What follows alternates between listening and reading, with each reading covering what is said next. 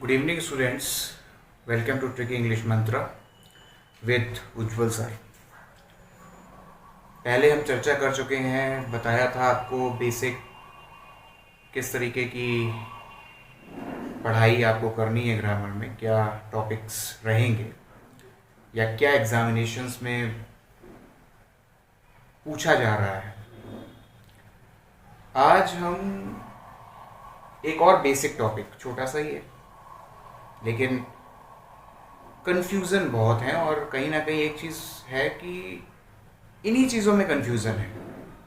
बच्चा structure base पे सारी चीज़ें सीख जाता है आगे, लेकिन कन्फ्यूज़न यहीं पर है, छोटे छोटे से कन्फ्यूज़न रह जाते हैं। इसीलिए मैंने सोचा कि अभी आगे की फर्दर जो भी क्लासेस होंगी, इम्पॉर्टेंट होंगी, थोड़ी सी टफेस्ट होंगी, हो सकता है कि कुछ चीज़ें इस तरीके से ना आ पा रही हों, आप कमेंट्स कर सकते हैं अपने और पूछ सकते हैं direct by the help of WhatsApp number. You can call और मैसेज मी। बट नाउ हम ये जानने की कोशिश करेंगे यहाँ पर कि एसवीओ क्या है। आज का टॉपिक है what is subject, verb, object and other verb. Today's topic is related to subject, verb, object and other word. Subject क्या होता है, वर्ब क्या होती है, ऑब्जेक्ट क्या होता है, अदर वर्ड क्या है। क्योंकि अगर यही चीज़ें हमें नहीं आती, यही सारी चीज़ें हमें प्रॉब्लम क्रिएट कर रही हैं, तो हम आगे क्या ग्रामर को समझ पाएंगे या सीख पाएंगे। तो एक और बेसिक क्लास समझिए, और इसके बाद फिर जो भी इम्पोर्टेंट टॉपिक्स हैं वो स्टार्ट करते हैं। जब तक ये लॉकडाउन चल रहा है, आप घर में हैं, अपनी स्टडी करिए, और आफ्टर दिस लॉकडाउन अपना कहीं ना कहीं एक अच्छी सी जॉब या सिलेक्शन दीजिए, बस मेहनत कीजिए। और सिलेक्शन मेरे से नहीं होने वाला, मैं नहीं, मेरी बात को समझिएगा, मैं केवल हेल्प कर सकता हूँ। I can only help you all and guide you, लेकिन मेहनत पूरा 100% आपका ही रहने वाला है। मैं पढ़ा दूँ, आप ना देखें वीडियोस, आप घर में पढ़ें ना। वैसे तो आप ही लोगों ने बोला, आप में से कुछ ने कहा कि सर ये ऑनलाइन स्टार्ट कीजिए, तो मैंने स्पेशली ये बैचेस स्टार्ट किए हैं। अगर नहीं करेंगे स्टडी तो उसमें लॉस आपका ही है। थोड़ा थोड़ा सीखिए, आगे बढ़िए, कुछ ना कुछ सीखते रहिए। लॉकडाउन में कुछ भूलना नहीं है बस, क्योंकि बहुत कुछ सीखा था, और इस लॉकडाउन की वजह से अगर हम वो सारी चीज़ें भूल गए तो बहुत दिक्कत होगी। एसवीओ और अदर वर्ड को समझें तो सबसे पहले हम समझेंगे सब्जेक्ट को। सब्जेक्ट जो कार्य को करता है, सब्जेक्ट की डेफिनेशन है जो कार्य को करता है वही करता है। सब्जेक्ट का कार्य करता कौन है? सब्जेक्ट का कार्य एक नाउन या एक प्रोनाउन करता है, जैसा कि यहां दिया गया है, देखिए, सब्जेक्ट, नाउन या प्रोनाउन। सब्जेक्ट का कार्य या तो एक नाउन करेगा या एक प्रोनाउन करेगा, या नाउन या प्रोनाउन किसी चीज से कनेक्ट होकर के, कंजक्शन, प्रीपोजिशन से कार्य करेंगे। कार्य लेकिन यही दोनों उपस्थित होकर के करेंगे। डायरेक्ट आप सोचें कि सब्जेक्ट का कार्य कंजक्शन कर लेगा तो नहीं हो सकता, प्रीपोजिशन कर ले नहीं हो सकता, क्योंकि वो जगह ऐसा है कि हर पार्ट ऑफ स्पीच में, हर जो स्पीचेस हैं, जैसे नाउन, प्रोनाउन, जो 8 स्पीचेस हैं, ये इनका सबका अलग अलग वैल्यू, अलग अलग फंडा है, ये अलग अलग तरीके से यूज़ होते हैं। नाउन प्रोनाउन का जहाँ स्थान है वो नाउन प्रोनाउन का है, जहाँ प्रोनाउन वर्ब का है वहाँ वर्ब का है। बस हमें थोड़ा समझना है ये सारी चीज़ों को, टफ नहीं है, बस समझना है। तो इस सेंटेंस को देखिए आप, they are teaching me maths, वे मुझे मैथ पढ़ा रहे हैं, वे मुझे मैथ पढ़ा रहे हैं। इस वाक्य में थोड़ा समझने की कोशिश कीजिएगा। सब्जेक्ट का कार्य मैंने बताया नाउन या प्रोनाउन करते, तो कौन पढ़ा रहे हैं? मैंने आपको बताया सब्जेक्ट निकालना हो कौन से प्रश्न करो, कौन पढ़ा रहे हैं? वे पढ़ा रहे हैं, और सब्जेक्ट आगे होता है। ये सब लोग बोल देते हैं, ऐसा बोला जाता है कि सब्जेक्ट आगे होता है।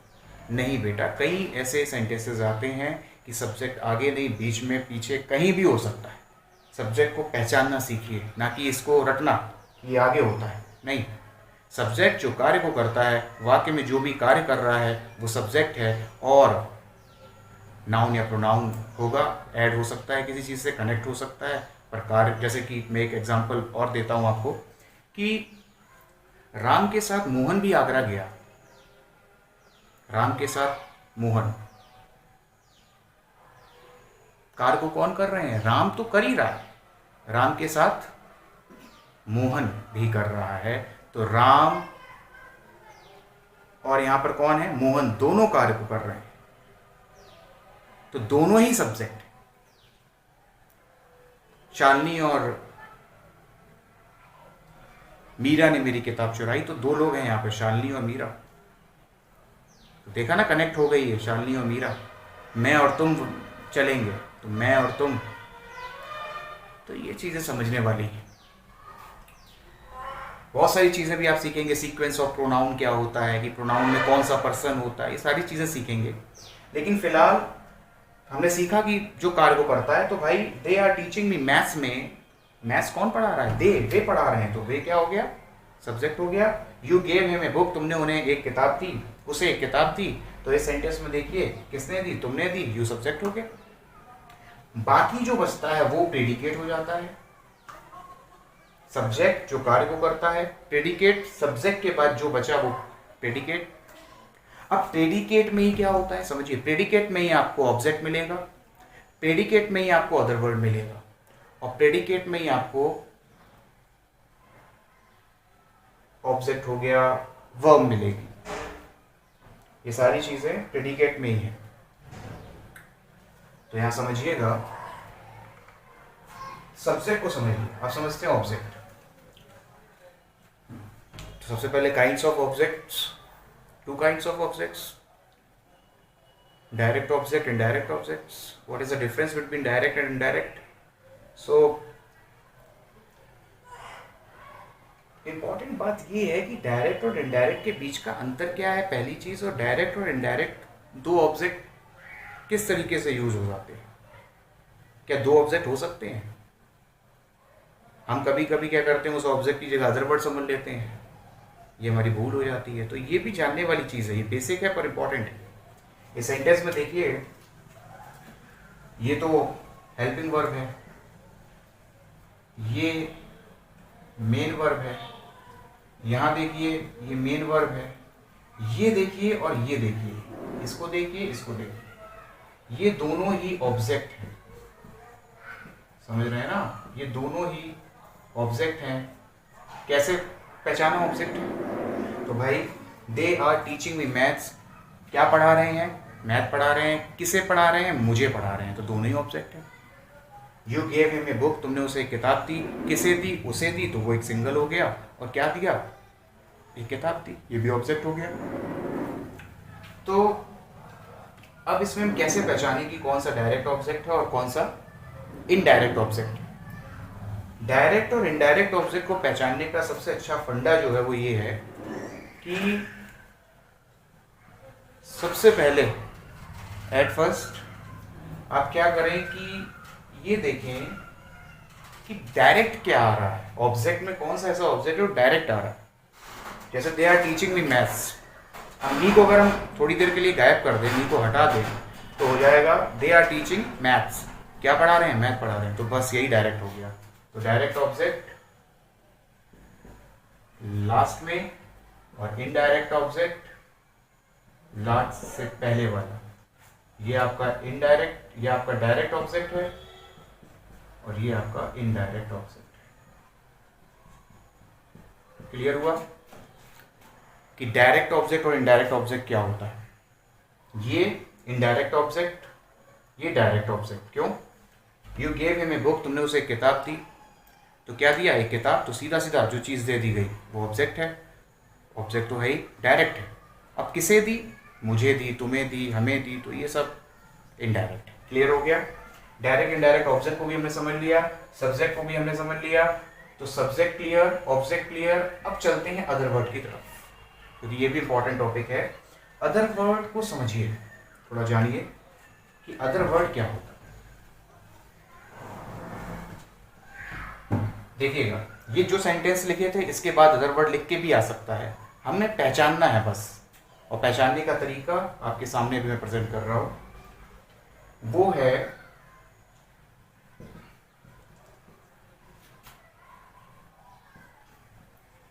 प्रीपोजिशन के साथ में नाउन, और पहला टॉपिक।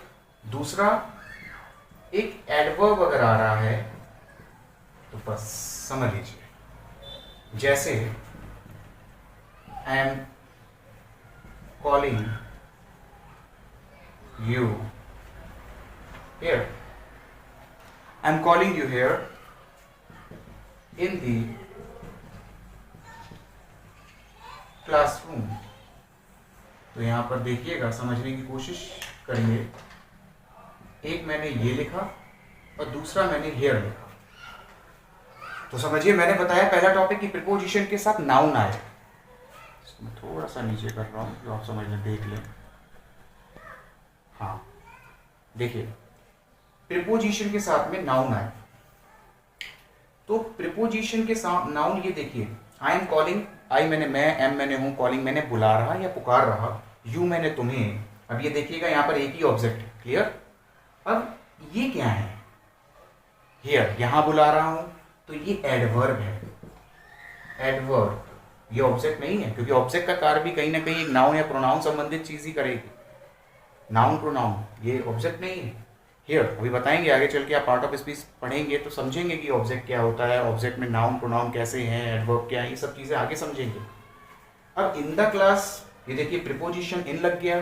द क्लासरूम, तो बेटा ये आपका क्लासरूम एक नाउन हो गया। ये डिटर्मिनर या आर्टिकल लगा हुआ है, कोई दिक्कत नहीं है, आ सकता है, आपको हम फ्रेज पढ़ाएंगे तो बताएंगे।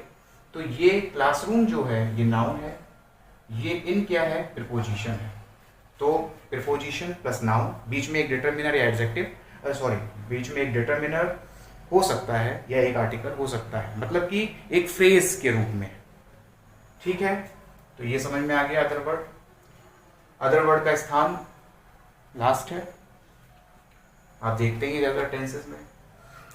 अब हम समझेंगे, अदर वर्ड को क्लियर हो गया, सब्जेक्ट को क्लियर कर लिया, वर्ब को क्लियर कर लिया, वर्ब को क्लियर नहीं किया, अब हम वर्ब को पढ़ेंगे।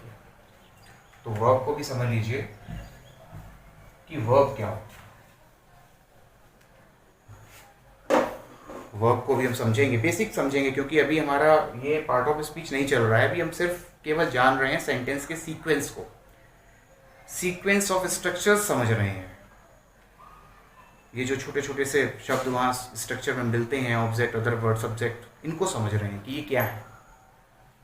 वर्ब का मतलब होता है कोई ऐसा वर्ड, कोई ऐसी मीनिंग, कोई ऐसा शब्द जिसमें किसी कार्य का करना या होना प्रकट हो। किसी कार्य का करना या होना प्रकट होता है तो वो शब्द वर्ब है। कैसे, पूछा करिए, कमेंट कीजिए, समझिए, माइंड में आ गया कैसे, तो कैसे को देखिए, समझिए। रन, रन का मतलब बताओ,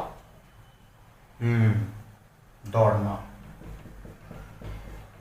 किल, छोटे छोटे टॉपिक उठा रहा हूं मैं, कोई ज्यादा बड़ी वर्ब्स नहीं उठा रहा, छोटी छोटी वर्ब्स। किल, मारना, वेरी गुड। बीट, पीटना, ओके।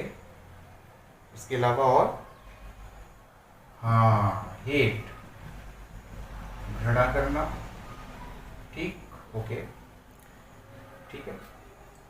इन सभी मीनिंग को पढ़ें और समझें, समझते हैं। किल, मारना, अब मारोगे, किसी काम का करना या होना तो होगा ही ना, ऐसे खड़े खड़े तो मार नहीं दोगे, मारोगे तो कुछ करोगे। तो मैंने बताया अभी, कोई भी ऐसी मीनिंग जिसमें किसी कार्य का करना या होना प्रकट होता है तो वह वर्ब होती है, तो ये क्या है, वर्ब है। समझ में आ रहा है ना।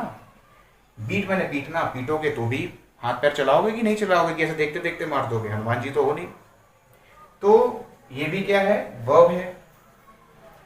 हेट, घृणा करना, घृणा करने के लिए फील कर रहे हो, वर्ब है। रन, दौड़ना, कैसे, खड़े खड़े दौड़ जाओगे, नहीं, कुछ करना पड़ेगा, पैर हिलाओगे, तो ये भी क्या हो गया, वर्ब है। तो वे सारे शब्द जिसमें किसी कार्य का करना या होना प्रकट होता है वे सभी वर्ब कहलाते हैं। All doing words are called verb. यही डेफिनेशन बचपन में पढ़ी थी। तो अब हम समझेंगे क्या कोई और फंडा है जिससे हम वर्ब को पहचान सकें। तो माइंड में आया होगा आपके भी कि कोई और फंडा है क्या जिससे हम पहचान सकें वर्ब को। तो मैं देता हूँ, समझिए। एक और फंडा है, किसी मीनिंग के लास्ट में ना, नी, ने आ रहा हो तो वो भी, अब ये देखो ये वाला फंडा पूरी तरीके से कार्य नहीं कर रहा है तो वो वर्ब होता है। जैसे देखो इन सब में देखो, रन का दौड़ना आ रहा है, किल आ रहा है, बीट ना आ रहा है, हेट ना आ रहा है ना, ठीक। हाँ, लेकिन थोड़ा समझना, ये जो वर्ब बनती है ना, ये मैं क्यों कह रहा हूं इसको समझना, क्योंकि कभी कभी नहीं, अगर अच्छे लेवल की तैयारी कर रहे हो तो कभी कभी नहीं, ज्यादातर वो वर्ब टाइप का कुछ देगा आपको और आप कहोगे ये तो वर्ब है, आईएनजी फॉर्म, ना नीने का सेंस भी आएगा। जैसे कि smoking is injurious to health, धूम्रपान करना सेहत के लिए हानिकारक है। देखो ना आ गया, स्मोकिंग भी है, आईएनजी फॉर्म, अरे भाई वर्ब है नहीं। तो जीर्ण वर्ब की आईएनजी फॉर्म का कार्य, अभी आगे पढ़ोगे कि वर्ब की आईएनजी फॉर्म जीर्ण होती है, नाउन का कार्य भी कर लेती है। वर्ब की आईएनजी फॉर्म पार्टिसिपल भी होती है, प्रेजेंट पार्टिसिपल, एडजेक्टिव का कार्य भी कर लेती है। तो इसलिए ये वाला फंडा मैं तुम्हें नहीं देना चाह रहा था, या मैं कहीं ना कहीं इसमें थोड़ा सोच रहा था। ये तो है ही, ठीक है ना। आगे चल के पढ़ोगे जीरण क्या होता है और ये सारी चीज़ें एग्जाम लेवल की तो समझोगे, क्योंकि अभी तो बेस चल रहा है। वर्ब क्लियर हुआ। ये जो इस टाइप की वर्ब्स होती हैं, वर्ब के कई सारे प्रकार हैं। इस टाइप की वर्ब्स को कहा जाता है बेटा main verb. Main verb first, second, third और आईएनजी फॉर्म, 4 फॉर्म्स में पाई जाती है। समझ में आ रहा है? जैसे कि रन, दौड़ना। अब जैसे कि मान लीजिए एक मीनिंग हम ऐसे उठाते हैं, एक और अच्छी सी, जिसमें कि वर्ब बताते हैं और फिर चारों बताते हैं, तो डिफरेंट रखते हैं थोड़ा सा। एक मीनिंग ईट ले ली, ईट मैंने खाना, किसी कार्य को करना, ईट में भी खाओगे। ईट की second form ate, eaten third form, learn करनी पड़ेंगी। और आईएनजी फॉर्म ईटिंग। समझ में आ गया? तो ऐसे वे सारे शब्द जिसमें किसी कार्य का करना या होना पाया जाए, वे मेन वर्ब होते हैं। और वर्ब के भी कई सारे काइंड्स हैं बेटा, तो वो मेन वर्ब है। और मेन वर्ब में फर्स्ट फॉर्म में हो सकते हैं, सेकंड फॉर्म में हो सकते हैं, थर्ड फॉर्म में, आईएनजी फॉर्म में हो सकते हैं। और कभी कभी तो बेटा क्या हो सकता है कि एक नई तरीके की बात बताऊंगा, समझना, कभी कभी तो वो एस लगाकर भी आ सकते हैं, रन्स। समझ में आया? कैसे? समझिएगा, ये एक नई चीज आपको लग रही होगी, थोड़ा समझिए। जैसे रन्स, कोई कहे क्या ये रन्स वर्ब ठीक है, तो हाँ, एक टेंस है जो इसको भी अलाउ कर रहा है। ही रन्स, वह दौड़ता है, प्रेजेंट इंडेफिनिट टेंस।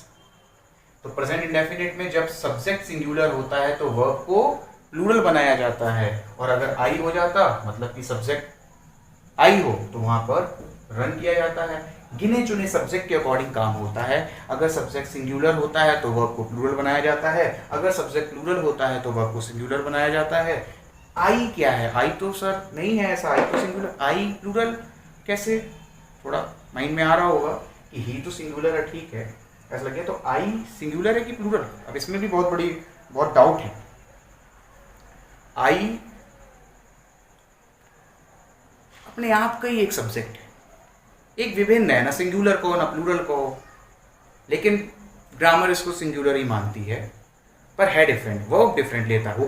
मतलब एक ऐसा तानाशाह है ये, डेस्पॉट कह सकते हो, कि आई शब्द खुद में सिंगुलर है, वर्ब ये सिंगुलर भी ले लेता है, प्लूरल भी ले लेता है, अपनी मनमर्जी की करता है। तो इसको थोड़ा सा लर्न करना पड़ेगा, इसकी वर्ब को लर्न करना पड़ेगा कि कहाँ ये सिंगुलर और कहाँ ये प्लूरल है। वो टेंसेस के अंतर्गत आप करेंगे। तो क्लियर हुआ, समझ में आया, मेन वर्ब के बारे में पता चला। नेक्स्ट वीडियो में हम ट्रांसटिव, इंट्रांसटिव, लिंकिंग और तमाम सारी वर्ब्स, एक्सिलरी, हेल्पिंग वर्ब, इनके डाउट्स को दूर करेंगे। और आफ्टर दिस कुछ और स्ट्रक्चर्स सामने लाएंगे इम्पॉर्टेंट, और इसके बाद फिर स्टार्ट करते हैं 1 बाय 1 सीक्वेंस में सारी ग्रामर। घर में रहिए, पढ़ाई करिए, मेहनत करिए, स्ट्रगल करिए और सिलेक्शन दीजिए इस बार। Thank you.